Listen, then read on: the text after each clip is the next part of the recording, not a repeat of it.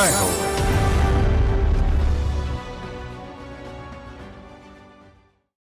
గంగా నదీ తీరాన పుణ్యక్షేత్రం వారణాసి. కాశీగా పిలిచే ఈ నగరం కళలకు కానాచి.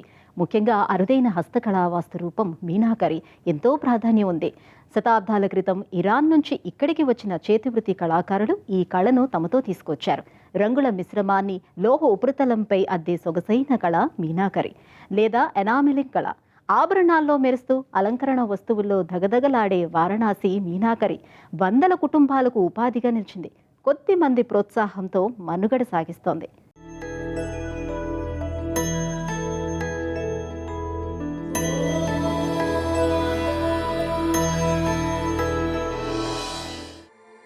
పావన గంగా తీరాన మహోన్నత ఆధ్యాత్మిక నగరి వారణాసి. పుణ్య కాశీ విశ్వనాథ క్షేత్రం.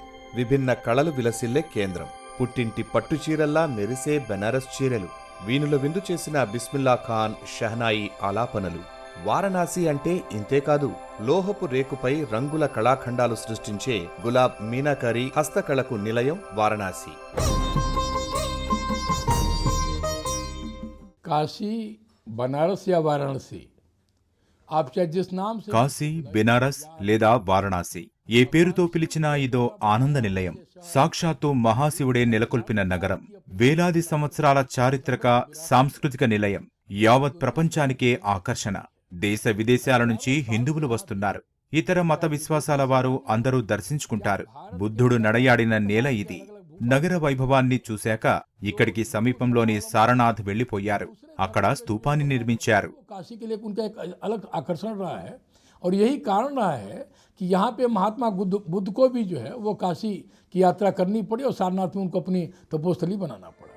మధ్యప్రాచ్య దేశం ఇరాన్ నుంచి శతాబ్దాల క్రితమే మన దేశం తలుపు తట్టిన హస్తకళ మీనాకరి. ప్రత్యేకించి వారణాసి గులాబ్ మీనాకరి.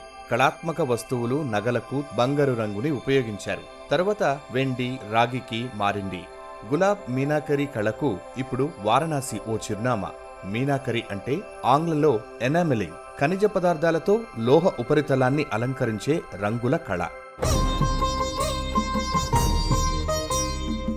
ज्ञात इतिहास के आधार पे 16वीं शताब्दी को गुलाबी मीनाकारी की उत्पत्ति से देखा जाता है काशी में, बनारस में, और उसके अलावा కాశీలో విలసిల్లుతున్న గులాబ్ మీనాకరి 16వ శతాబ్దం నాటిది. ఇక్కడ చైతి గులాబ్ అనే సంప్రదాయం ఉంది. ఇక్కడ గోపాలుని ఆలయం కూడా ఉంది. అక్కడి నుంచి తెచ్చిన స్వచ్ఛమైన గులాబీ పన్నీటిని మీనాకరి పెయింటింగ్స్ కు ఉపయోగించారు. ఇలా సృష్టించిన కళాఖండాలు ఆలయాల్లో ఉన్నాయి. ఇదే సమయంలో ఆభరణాల్లో మెరుస్తున్నాయి. చెవి పోగుల్లో తళుక్కుమంటున్నాయి. तैयार करते थे, उसको आभूषणों में प्रयोग करना शुरू किए. मंदिरों पे भी, काशी में भी उसका प्रयोग होना शुरू हुआ था. पेंटिंग में भी उसका प्रयोग करते थे यहाँ पे काशी में. और जब उसको लेकर के ज्वेलरी में लेकर के आए. గులాబ్ మీనాకరి కళాఖండాల తయారీలో మహిళలు సిద్ధహస్తులు. వీరు సహజ సిద్ధ గులాబీ పువ్వు రేకులను ఉపయోగిస్తున్నారు. ఈ సాంకేతికత బంగారు, వెండి ముక్కలను లాకెట్లుగా, చెవిపోగులుగా, ఇతర కళాత్మక ఆభరణాలుగా మారుస్తుంది. శతాబ్దం క్రితం వారణాసి మీనాకరి కళాకేంద్రంగా ఉండేది. దేశ విదేశాల్లో మీనాకరి వస్తువులకు ఉన్న ఆదరణను కళాకారుడు, హ్యూమన్ వెల్ఫేర్ అసోసియేషన్ వ్యవస్థాపకులు డాక్టర్ రజనీకాంత్ గమనించారు. కాశీ పరిసర ప్రాంతంలో కొందరు మహిళలను ఎంపిక చేసి ఆయన వీటి తయారీలో శిక్షణ ఇచ్చారు. పురుషులకే పరిమితమైన కళలో స్త్రీలను నిపుణులుగా తీర్చిదిద్దారు. मैंने इन्हीं से ही मीनाकारी का काम सीखा है.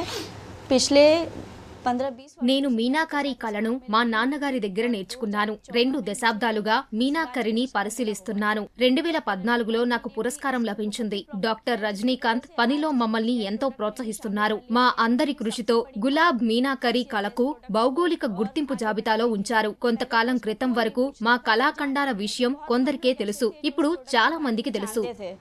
पर आज इसकी पहुंच बहुत दूर दूर तक हो चुकी है. డాక్టర్ రజనీకాంత్ శిక్షణ పొందిన వారిలో 30 మంది మహిళలు ఉన్నారు. వీరిలో శాలిని యాదవ్, మున్నాదేవి, రూప్ని వర్మ, పూజా సింగ్, సత్యవతి ఘోష్, అర్చనా విశ్వకర్మ, అంజు సేత్ ముఖ్య భూమిక పోషిస్తున్నారు. కాశీ పరిసరాల్లోని పురాణా మహల్, రాజ్ఘాట్, గాయఘాట్ ప్రాంతాల్లో వీరు నివసిస్తున్నారు.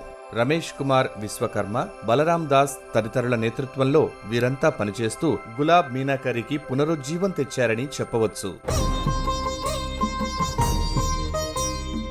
मेरा नाम बबीता विश्वकर्मा है। पहले इसके बारे में हमको पता नहीं था। जब मेरी शादी हुई तो ये काम करते रहे। నా పేరు బబిత విశ్వకర్మ.